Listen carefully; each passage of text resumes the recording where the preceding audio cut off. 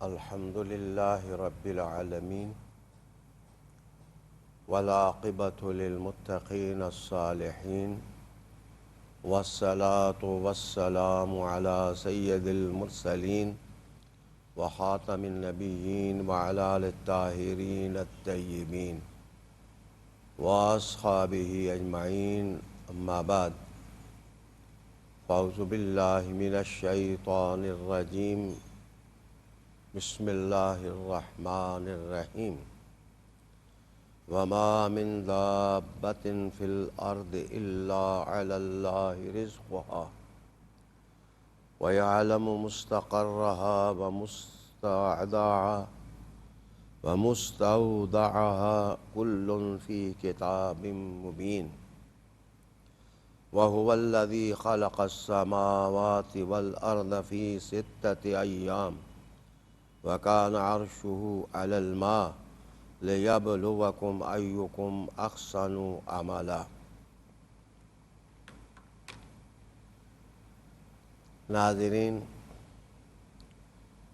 اللہ تعالیٰ کا شکر ہے کہ اس نے توفیق سے نوازا کہ ہم قرآن حکیم فرقان مجید سے 12ویں پارے کے مطالعے کے قابل ہوئے۔ یہ پارہ سورہ ہود اور سورہ یوسف کے مضامین پر مشتمل ہے۔ سورہ ہود کی 5 آیات گزشتہ پارہ میں ہم نے مضامین کے ساتھ پڑھ لی ہیں۔ آج 6 آیت سے 12واں پارہ شروع ہو رہا ہے۔ اس میں کہا یہ گیا ہے کہ زمین پر کوئی بھی چلنے پھرنے والا جانور نہیں ہے مگر اس کی روزی اللہ پر ہے، اور اللہ تعالیٰ اس کا مستقر اور مستودع جانتا ہے۔ اس سے مراد کیا ہے؟ میں عرض کرتا چلوں کہ انسانی زندگی میں روزی کا مسئلہ ہمیشہ بڑی اہمیت کا حامل رہا۔ انسان نے ہمیشہ اس کو اپنے سر پر سوار رکھا۔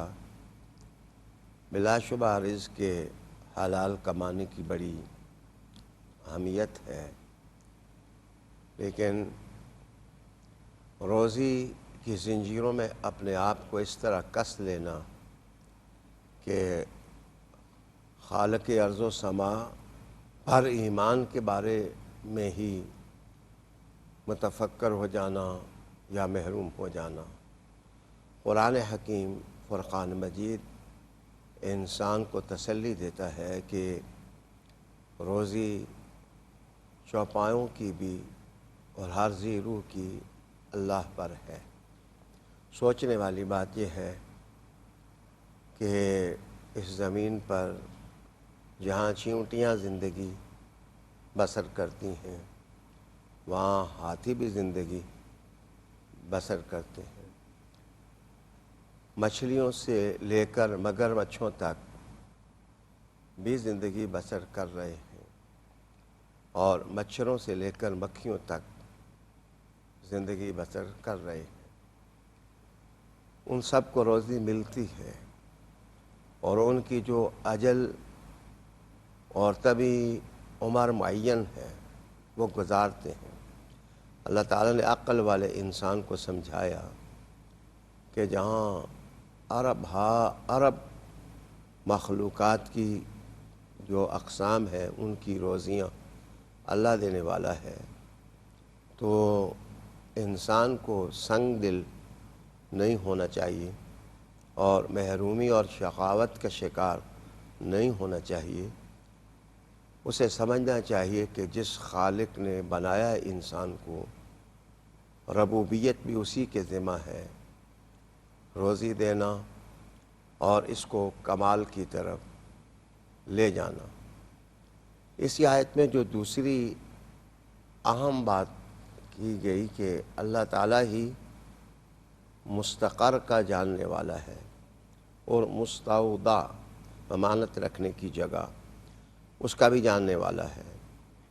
اس میں مفسرین نے لکھا کہ مستقر سے مراد ہے جہاں جانور دن گزارتے ہیں، اور مستودع کا مطلب ہے جہاں وہ رات بسر کرتے ہیں۔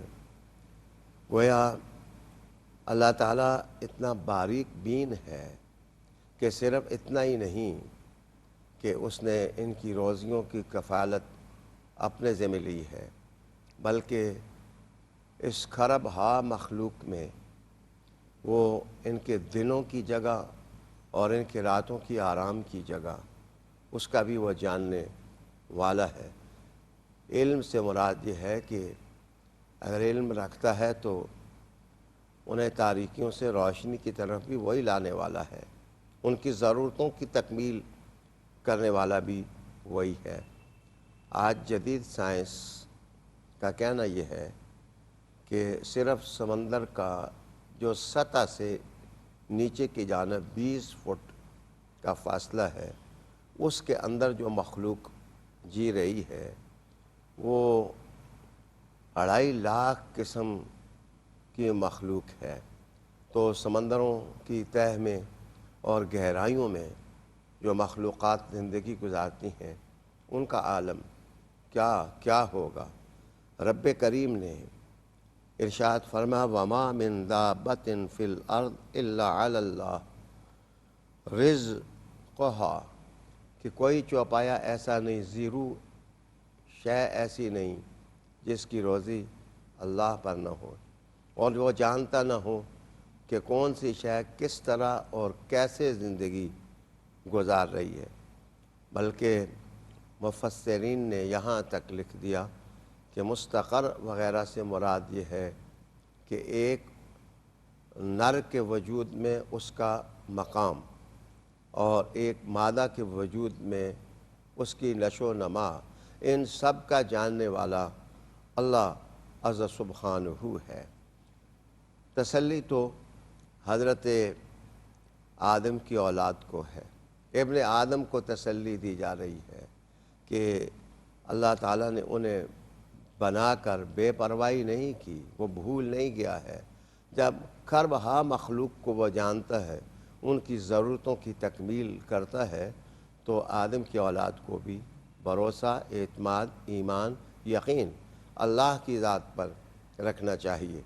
اور جس وقت اس کی مراجعت اور رجوع اللہ کی طرف ہو جائے گی تو جو ایمان کے بنیادی سرچشمے ہیں، سوتے ہیں، ان تک اس کی رسائی ہو جائے گی، اور عقل اور شعور کے دریچے جس وقت کھل جائیں گے اور یہ منطق روحانی اس کے دل کی دھڑکنوں میں آ جائے گی تو اس کے لیے مشکل نہیں رہے گا کہ وہ پیغمبروں کا وجود بھی تسلیم کر لے گا، رسولوں کو بھی مان لے گا۔ خصوصاً صاحب حسن و جمال حضرت محمد صلی اللہ علیہ وآلہ وسلم کی سیرت سے اور دعوت سے اس کے لیے مستفید ہونا محال نہیں ہوگا اور مشکل نہیں ہوگا۔ ناظرین، اس کے بعد اللہ رب العالمین کی جو صفات قاری قرآن کے سامنے لائی گئیں وہ آسمانوں اور زمین کا خالق ہونا ہے، اور اس نے ارشاد فرمایا کہ اللہ تعالیٰ نے 6 دنوں میں زمین اور آسمان بنائے۔ یہ 6 دنوں میں زمین اور آسمان بنانا وہ مفسرین اس سلسلے میں مظلوم ہیں جنہوں نے یہ کہا کہ یہ یہودیوں کی کہاوت ہے جو قرآن حکیم نے نقل کی۔ ایسے نہیں ہے۔ اگر آپ کائنات کی تاریخ جہاں تک علم کی روشنی پہنچی ہے ان تمام معلومات کو زیر نظر لائیں تو یہی بات ذہن میں آتی ہے کہ 6 ادوار ہیں جن ادوار میں زمین اور آسمان کی تخلیق ہوگی۔ بے شک یہ بات قابل تسلیم ہے کہ اللہ تعالیٰ قادر ہے اور قدیر ہے وہ چاہے تو پل چھپکنے میں ایسے کئی آسمان اور کئی زمینیں تخلیق کرنے پر قادر ہے۔ اس سے جمالیاتی علماء نے یہ سبق اخذ کیا ہے کہ اللہ اللہ ہو کر، قادر ہو کر بھی کسی کام کو حسن اور جمال کے ساتھ پائے تکمیل تک پہنچانے کے لیے اسے تدریجاً کرتا ہے۔ جس کام کو تدریجاً کیا جائے، آہستہ آہستہ کیا جائے، توجہ سے کیا جائے، تو وہ کام پائے تکمیل تک ہی نہیں پہنچتا۔ اس میں اتقان ہوتا ہے، اس میں مضبوطی ہوتی ہے، اس میں خوبصورتی ہوتی ہے، اور اس میں کشش اور جاذبیت ہوتی ہے۔